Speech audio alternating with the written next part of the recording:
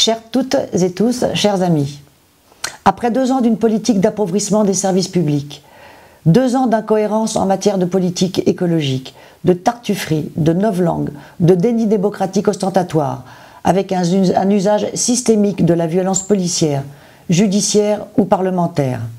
Et alors que la Macronie s'apprête à casser notre système de retraite fondé sur la solidarité, au profit d'assurances privées. Les élections municipales du 15 et 22 mars prochains sont évidemment l'occasion de sanctionner la radicalité d'un gouvernement qui organise le chaos et la brutalité sociale et politique. Comment la sanctionner? Tout simplement en se détournant des listes qui, de manière déguisée ou non, cautionnent une telle politique, en se détournant également de tous ceux qui, de près ou de loin, ont pu participer ou même préparer, par le passé et par un silence tacite, la mise en œuvre d'une telle politique.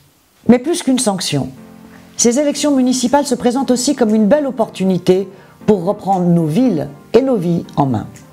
L'opportunité de se détourner d'un personnel politique qui, une fois élu, se soumet encore et toujours trop aux desiderata ou à la logique de la finance et d'une caste de puissants.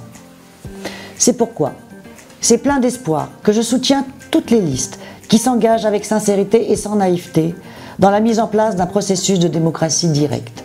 Cela signifie non seulement faire ce qu'elles ont promis de faire dans leur programme, mais surtout mettre en œuvre ce qui fera vivre, exister la démocratie la plus participative, la plus coopérative possible.